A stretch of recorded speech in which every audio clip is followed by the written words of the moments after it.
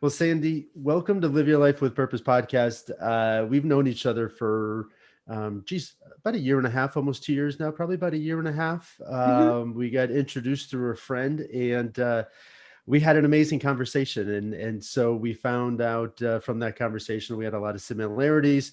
You were just starting a business, and you needed somebody who kind of worked with personal productivity. And so we kind of connected and had some great conversations. So welcome. Thank you. Thanks so much, Scott. Appreciate it. Yeah, absolutely. And so I know just from, kind of working together, obviously these past couple of, this past year has been, really trying for everyone on the workforce. But one thing that I found very, very interesting that I thought that maybe we could kind of start with is prior to the business that you own now, and the work that you were doing, you had launched and owned your own fitness clubs. Now, how was it? Just one location, or I think that you had said there was like seven locations. I don't remember No, exactly. It no. was just the one location, right? Yeah, one location for 7 years, so the numbers are right. Seven But years. Yeah. yeah, So the numbers, yeah. And so, that's something that it takes a lot. Had you owned a business before that, or was that kind of your first entry into kind of entrepreneurship and kind of doing this? so I'd done a couple of home-based businesses. I'd run a daycare. I'd done some multi-level marketing things, so running businesses from home. So Mm-hmm. I knew that I really enjoyed kind of being in charge and designing what I wanted to. But that was my first foray into a brick and mortar type facility. Yeah. Yeah, I really didn't know what I was getting myself into when I bought it. Now, having that, I mean, everyone has thoughts of kind of being their own boss, for you. And it's a wonderful feeling to be able to kind of create something, right? And to do this and to create a company. But, how was that? I mean, how were you first kind of introduced to that? I mean, it's certainly a scary thing. So how was all of that? Was that just something that you were kind of brought up that way? Was it something that, maybe taking that leap wasn't as fearful for you, or was there a lot of fear in kind of doing some of these things? It's funny. Like my father died when I was very young, and my mom. We have five girls and one boy in my family, and my mom's super strong, so she went back to school and got her degree when she was 40, and just raised us to all be really self-sufficient. So Mm, three of us, three out of the five girls, all own our own businesses, and then another's a teacher and another's a nurse. But the nurse actually just decided to start her own little side gig, so I'm really yeah, excited for her there. that's We all awesome. kind of have that thought, right? Um, and I think that I um, wasn't. I don't know if I really wanted to start my own business. Really, that was never a desire of mine. But I really knew that, as I worked for different companies and was trained by Marriott International, and I worked for Brinker. So really, some in the hospitality world, I knew that I wanted to really serve people, and the gym was just really was something that kind of fell into my lap, and it was one of Mm, those. I was selling supplements. I was selling Herbalife, actually. I did that for about oh, 12 years, and yeah. did really well with that. And was running classes in a facility, and the owner said, "Can you do classes in this facility?" And I said, "Sure." So I did it. We were having lunch one day, and I said, "Oh, it's such a cute little gym. It's adorable." And he's like, "Do you want to buy it?" And I was like, "Yeah." So I went home and I said to my husband, I'm like, "I think I'm gonna buy a gym." He's like, "I think I'm gonna run a marathon." I said, "You do that and I'll do this." And so it was just, you know, um, there's a Yeah. lot that I needed to learn. There was a lot of I made a ton of mistakes Hmm. along the way, and cried a lot, but Yeah. it's Well, not a lot of people see that side of ownership, right? Like it seems like it's this great atmosphere, and it really is to be able to do this and provide employment for other people. But nobody ever sees that stress side of all that people kind of go through in order to do this. But when you're doing something for yourself, it's worth all of that stress, and it's worth all of that anxiety. And so what was some of that stress for you that you kind of had to figure out? And I'm sure that all of that experience has helped you, kind of creating this new company as well. I would imagine that there's, some things that you learned along the way that, you can kind of to use. Yeah, definitely. So the first thing was with the fitness center, what I thought I was buying and what I had several people look at the deal that I had in front of me, and they were like, "This looks really good," and everything looked really good on paper. The reality was not what I bought, so that was definitely a challenge, Mm. a big challenge. So we were supposed to have 300 members, which we did, but only 88 were paying because they had pre-sold yearly memberships to the other 200. So it was Oh, devastating. It was absolutely devastating. Um, wow. yeah. So 3 months in, I'm, just crying, and I was with Yeah, no, because those people are coming in, but there's no income. There's no, nope. wow. Yeah. So that was definitely a challenge. I was sitting with my mentor and just over lunch one day and just like, what did I do? And he looked at me and he's like, get to work. He goes, you're good at what you do. Just go do it. And it was tough love. I mean, he used Hmm. more colorful language than that, but I'll keep it coming. And it was great. It was actually exactly the push that I needed. I'm like, I know what I need to do. So we took it. Well, and that's, and even as times like as a recruiter, when I was sitting there with all of these different positions, and if there was one that was always a thorn on my side, and maybe I didn't have any candidates or something was going on, it was just like, all right, I know what I have to do, and it's just pick up the phone and start talking and networking with people and doing these different things. So was that, and I would imagine that that's probably what it was like, okay, I have to start, I thought that there was going to be this, and now I realize that I have to, go out and get some more people to come into the facility. And was that what you needed? It was that, and also just designing the different levels of income, different income streams. Mm, Not just relying on something, but innovating new programs and making it desirable, and going out to corporations, and really working my chamber membership. But a lot of it was, what are the multiple income streams I need to create this new entity? So we sold it. I mean, I started with 88 members. We sold it, at a little over 600 members. that's And I great. still bump into people 4 years later in Marlboro, and they're like, "Are you gonna come back to the gym?" I'm like, "No." But it was really cool, family, really. It was cheers about the beer, and it was a really, really great special place for sure. What do you think that you learned the most out of that experience? What I'm capable of. Awesome. Yeah, Yeah. yeah, and balancing family, and doing all that, raising kids and all that. But also I think, Scott, like knowing when knowing when I was done, Mm, like recognizing that the 3:30 a.m. getting up 3 days a week and barely seeing my kids towards the end, and was losing my passion for it. I think I just making that decision to sell. mm. Yeah, and I think that that's important because had you not, you know, followed kind of your own gut and your own intuition, that doesn't allow you to, yeah, you get resentful.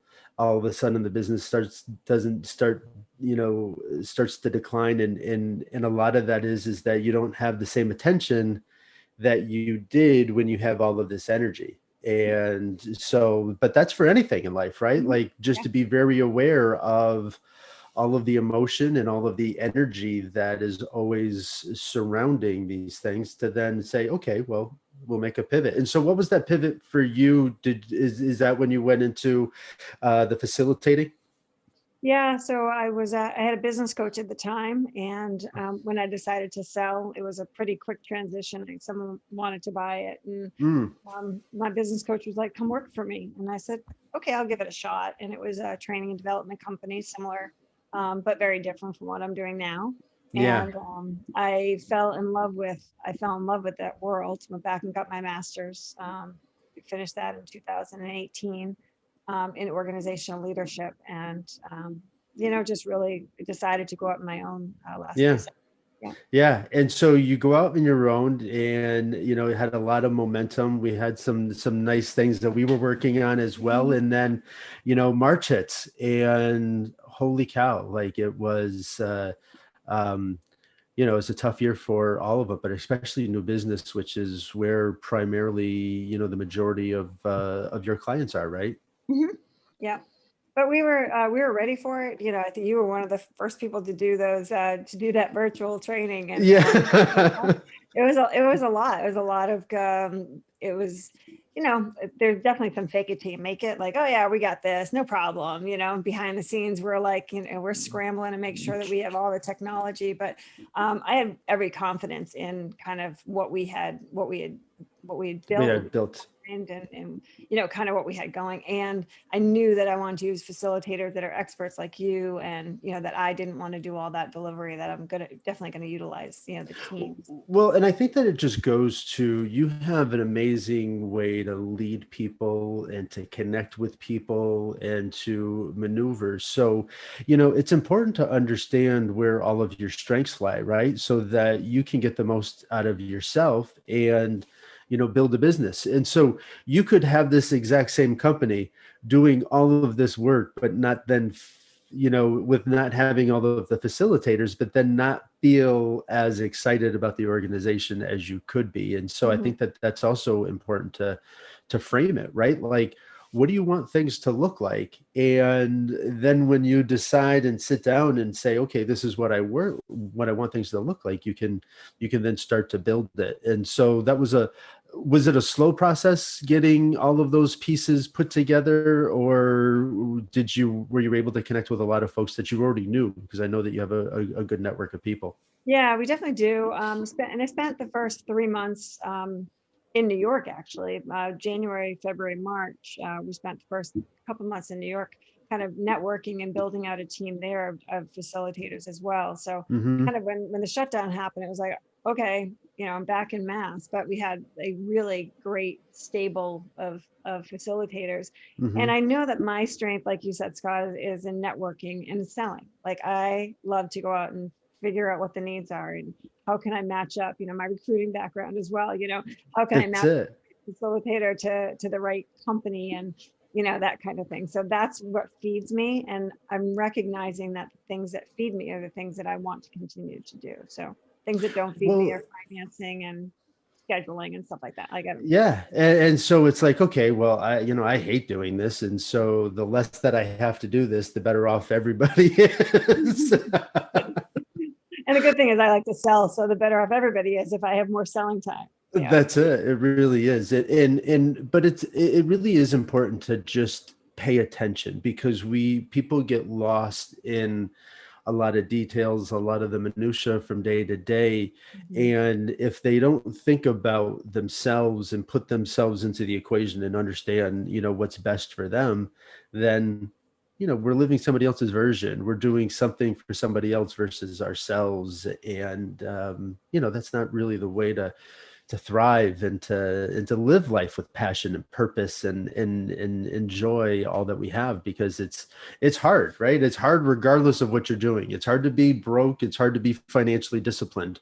Which one would you rather, Right, right. and so it's just a matter of working with people. And I know that you say that, you were working with a coach. It's important, I think, that folks know that um, working with people isn't working with somebody else isn't admitting, like, or, oh my God, I can't do this. It's like, no, I want something more for myself. So let me work with somebody that can do that for me. And in this business, I have a couple of coaches because it's so different from the fitness center. There's so many pieces to it. And you were saying, like, have I figured it all out? And no, I'm actually in the process of, like, we're in this next phase, and I'm like, I need to figure this piece of it out. And so I'm having lunch with one of my mentors on Friday, just to kind of Hmm. review, the last year and a half. I've had a lot of personal changes, had a lot of different changes. And, so I need to review everything and just kind of figure out which direction we're gonna go. Well, yeah, and we all have great ideas that we're thinking about, but it's very helpful to have an outside perspective who has, really no vested interest, just to say, hey, other than working, would just say, what's a great idea, but have you thought about this? Mhm. Have you thought about this? And so when you talk to other people who have done similar things and who are where you want to get to, or things of that nature, you can understand some of the things that are potentially coming your way, or what you can potentially, avoid. Yeah, definitely, definitely. Mhm. And so have you found that, I mean, having a coach all the way through, has that just helped in business all the way through for you, just with an understanding of where you want to go and what you want to get out of the business? Yeah, definitely. I think what you just said is true. They don't have any vested interests. So it's not, they don't have it, they're not coming in with an agenda. The agenda is how can I help you? And I pay that forward with, some of my volunteer work that I do. I don't have a vested interest. It's that straight shooter, kind of like, here's no filter, not going to pull any punches kind of thing. And I think Hmm. that's so valuable that people, so many people are afraid of getting other people's opinions. I welcome it. Please tell me what you think. I always viewed that as a gift, right? Like if somebody is willing to take time and to say, hey, here's a situation. I see you doing something. And have you ever thought of this? Or have you ever tried that? Somebody's giving you a gift, because the most valuable resource that I have is my time. So if I'm willing to take time out of my day to Mhm. offer an opinion or to give some advice, it's a gift, Yeah. because otherwise I could just keep going on and continue about my day and because there's always something to do. And Right. like you were saying, being a business owner, it's important to always be able to have balance. Yeah. And most people sometimes lose that balance because we get tied up too much at times with work. And being a business owner, you could work 24 hours a day and there's still not enough time. Yeah. And So there are times you have to do that. yeah, There are times that you definitely, as you're building, there are times you 100% need to be all in, but you need to be able to really listen and think, that's not the way it should always be. The processes should get easier. So we have a lot of, I'm very friendly with a lot of different entrepreneurs, and we have these discussions, of when we're working, what types of things we're doing for ourselves, are we doing that self-care that you hear so much about? 'Cause it's really yeah, important. it is tremendous important to take care of yourself, recharge the batteries so that you can take care of others. And I learned that, and as we talked about when I was taking care of my mother, you know, as a caregiver, I was giving her 100% of me. I would give her everything that I had. But if I'm not at 100%, I don't have 100% to give. I don't Mhm. have the best version of me to give somebody. And I think that that's really why it's always important to figure out what you need. Mhm. And if it's a new employment, if it is a change of pace, it is a new routine. We always just have to figure that out and give that to ourselves. Mhm. And so you are one of the biggest things I see you all the time. You do a lot of work with different chambers, right? And you do a lot of different webinars and things of that nature. So, how is kind of giving back to other people and being that, like, I'm sure that's extremely fulfilling for you. Also, it can be a time crunch or a time suck. So, how do you kind of balance all that with, I'm sure, feeling good for yourself by doing these things, but also making sure that, it doesn't get overwhelming, or you don't, it doesn't take up too much of your time? Yeah, don't get me wrong, it's all business driven, Yeah. So I do love to give back, and I do love to, provide information, but in the end it is to, to build our company up as the experts. And last week, every single day I picked the phone up from either a referral partner or someone that said, hey, I think I want to introduce you to this person. In the end, it saves me time from having to go hunt really hard. Hmm. Also provides us with recordings and things that people that are looking at us, they can kind of check it out and say, oh, this is what they do. And so it provides us content for people that are doing their research, can actually go and see us doing our work. So there's a lot of different things. I do love people. I get fed by people. So Yeah. that's, I know that the pandemic was really hard in the beginning because I was on Zoom, but it wasn't the same. And, Well, that's now. it. It's just even like, I'm a hugger. I love to give people a hug when I see them, and to not like see somebody and be like, well, I can't give you a hug, or, Yeah. it's so weird. And yeah, I love people, and to not be around people is just, it was tough, Yeah. very, very tough. Yeah. And so, you're, you know, I love that you got this work ethic from your mom, and now with three kids, you're able to really, be an amazing role model for them for perseverance and for strength and determination. Do you think about that with kind of everything that you do? Who do you want to be as a role model? Who do you want to, is that a driver for you with what you do and the role model that you want to be for your kids? I definitely think so, especially now. We were flipped upside down in August of last year, and I had a choice of whether I was going to shut down or go on, and I think that that's been I think I've changed a lot since that. It definitely changed a lot of my Yeah. philosophies, and the kids and I have a better relationship now than we've had in years and years and years. So yeah, I definitely, especially for my daughter, I've got two sons and a daughter, and especially Yeah. for my daughter. And yeah, we hiked yesterday for 5 miles, and the boys and her, and for Mother's Day it was fun. But she and I were kind of hanging back, and I was like, you're becoming this really strong female. I'm really happy for you. And she's coming into her own. And I think watching my sisters, myself, my mom, she's been, kind of looking Yeah. at us and growing into this really amazing woman. I'm so proud of her.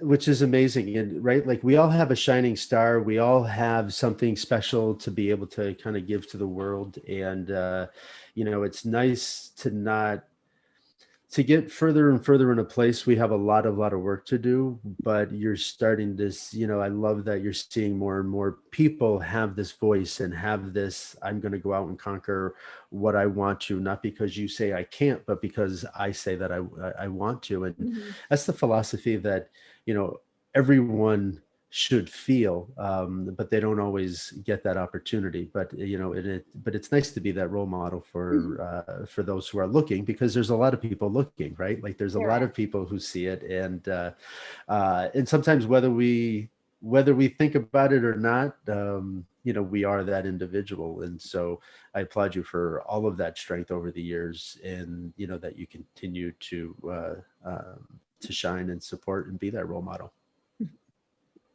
And so, as people are kind of coming out, maybe they're coming out of college, maybe they're in a job and they're thinking about, taking a step, maybe they have a side hustle and they're like, could I do this full time? What type of advice, what type of, kind of encouragement or things do you give to other folks to about kind of taking these steps, if you will? Um, so first, it's passion. It's really, are you looking just to make money? Or are you looking to fulfill something, or both? Yeah. The side hustle thing I think is great. But that's where you need to be ready to make that transition, and not just take that leap of faith. If you're making, $3,000 a year on your side hustle, probably not the best idea to jump right into it. So, it's really recognizing that. And I think the biggest thing, and then for the kids coming out of college, you're at a great position right now to pick Hmm. up and go do something. I lived out in California for 5 years and I was 23, and it was a great experience. And my advice is to do something that you really want to do, and don't get stuck in, in just a job kind of thing. But for those people that are going out for doing the business, becoming an entrepreneur, is making sure that you collect the humans that you need around you with the expertise. So financial people, coaches, Hmm. and just make sure that you've got check-in people, and that you're not in it alone, even if it's your own business. Yeah. And so you work with a lot of business leaders, I know. And so what was that like this past year? How did you help them through different scenarios? How did you help each other through the past year? What was that like in terms of the business and just helping people?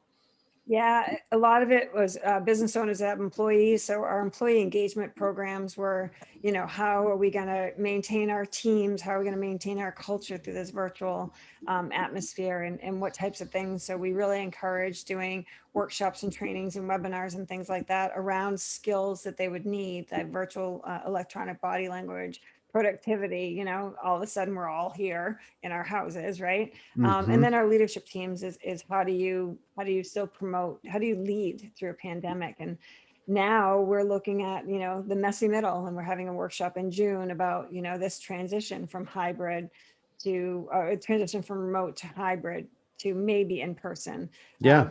What does this middle area look like when there's a lot of trust issues and judgment, and people that want to get the vaccine, people that don't want to get the vaccine, people that have these beliefs, people that don't have these beliefs, the masks, the doors being closed at the offices now, right? The Yeah. plexiglass up. So everyone that's like, oh, we're going to go back into the office and it's going to be normal. It's just not. It So is not going to be normal. And I also think that you're still going to see that shift, right? You have had employees who have been looking for more of a flexible work mhm, schedule for years, years, yeah. Yeah. and you've got demands from the family that are just different than they were 20 years ago. And Mhm. so sometimes that 9 to 5 model just it doesn't always work. And it doesn't really have to work if it doesn't require that 9 to 5, right? Because there's still a lot of positions that, if you worked 9 to 3 and then 6 to 8, Mhm. there may not be a disruption at all.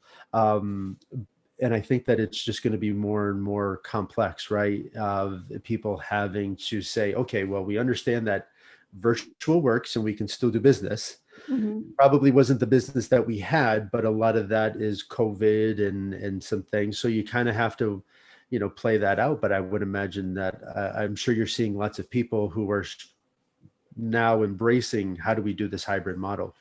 Yeah, that, but also, Scott, the retail, right? Everyone that's been going into work over Mm, the entire thing, right? So, does it change for them? It does. More people are going out. They're going to be in contact with more people. So there's higher levels of anxiety in those restaurants and in those retail organizations. So, mm-hmm.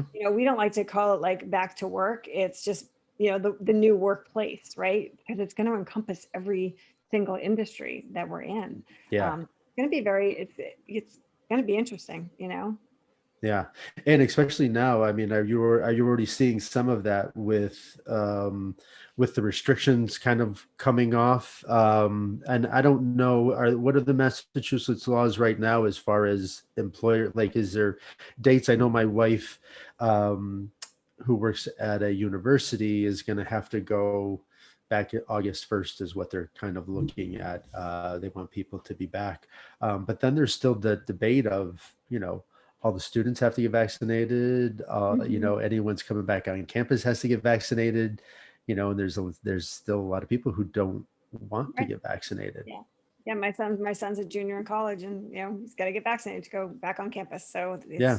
it is what it is, right? And my wife had a good point because it's like, the vaccine was approved for emergency use, but the vaccines aren't still 100% FDA approved. Yeah. You know what I mean? And so it's this kind of, I've got my vaccine, but I also have asthma. I also have, Right. some things that I was like, as soon as it's available to me, I'm taking it because I want to protect myself. Mhm. Um, but there is that risk, like, okay, well, I could have had a reaction. I could have had something. So Right. it's Yeah. just it's such a tough time, and people who have anxiety about some of these things, it's legitimate, and that anxiety is heightened. And they're going back into the workplace, or they're going back to school or whatever. So there's just a lot there. So I think, uh, for us, it's job security, because there's a lot of work to be done. Our partners are they're Yeah, skilled in this, and they've been doing research for years on remote teams. And so it's been, designing curriculum and designing new things. And it's been kind of fun, but we've got clients that are like, we want to do on site, for team building, like stuff yeah, like team building is hard to do over Zoom. it really is. It's more fun in person. So, my facilitators that want to get vaccinated, they're ready to go on site. Great, go for it. Now, have you noticed that there's individuals who, really looking at, like, okay, I need to be more of an empathetic leader. I mean, we've heard a lot more about emotional intelligence and, as a leader, needing more and more of that. And that's certainly understandable. I'm all for it. But I would imagine, are you starting to get a lot of people who are looking to maybe get some more education in that? Because, if that's not who you are, dealing with this mess that's right, kind of what we're in, you have to figure out a way to work with Yeah. it. Yeah. So it's a skill set, right? I mean, you can't, people say you can't teach people skills, but you certainly can teach, the skills on effective listening techniques and how to be empathetic and, those different servant leadership styles and things like that. So Yeah.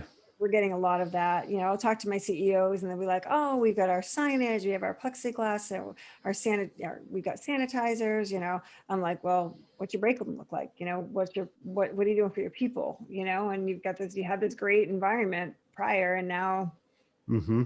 and and it's not an afterthought, but everyone's been so, what are the regulations? What are the rules? What do we need to have How set do up? we get back to work? Right. And Yeah. so we got to get back to work, but Yeah.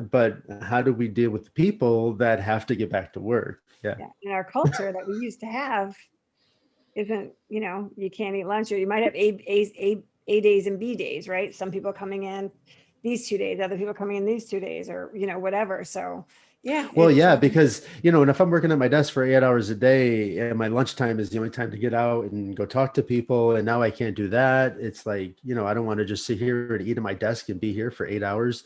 That's Mhm. not healthy for anybody. We all need a little bit of a break. I remember as a recruiter, it was hard for me to sit still, and it still is today. Like, I'm just not sit in my seat for 4 hours and just, type away on the computer. Like, it's just hard for me to do. I would be up in the middle of the hall, like just talking to people, and everyone's like, "What are you doing?" And it's just like, it's just how I work. I'm sorry. Yeah, yeah. But Exactly. it's having to work with all of that right now. And so what does, 2021, I can't believe we're already halfway into 2021, or almost halfway. And how is this year kind of looking, and what does 2022 look like, if you have thoughts of where the company's going to be going? So I think, we're going to continue to do virtual training. We're starting to sprinkle in some of the some of the live workshops, the smaller ones, hour and a half, 2 hours, just different, like standalone, to see how that works. I think eventually we'll go back to a lot of in-person. However, our company has a lot of facilitators that are outside the area that we've been able to bring in. Hmm. So clients are going to have a choice of, do they want this facilitator based in Australia who is phenomenal and world class, and you don't have to pay him to come in, and he's capable, of doing great virtual training, so companies are going to have more choices of, Yeah. it's the who, the what, and and where. So it's going to be interesting to see. Yeah. Yeah, yeah. And I would imagine, it's only going to increase, because companies are just going to need, help in this industry. And so, as we're talking about this, you deal with a lot of small business.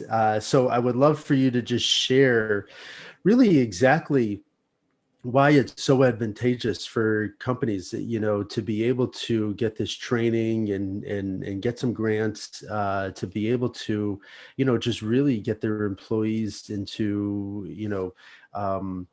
just more learning and development for themselves, which is always beneficial, and employees feel valued. And the more that you're able to give them, additional resources and education. So maybe you can just kind of tell people a little bit, and just share the business, so that as folks are listening, they can, kind of think of either things for themselves, or, maybe they know somebody that, could really benefit from that. Yeah, that's great. So our company has over 130 different, soft skills courses, essential skills, right? So it's Hmm. communication, team building, time management, leadership, all of those kinds of things. And, basically we'll come in and just do an assessment as to far as what it is the client needs. So if they need the soft skills, and they also need technical skills like Lean or ISO or, Microsoft. We'll put together their entire program for them and help to coordinate all of that, kind of the quarterback, to Hmm. give them the best trainers that they can have, facilitators.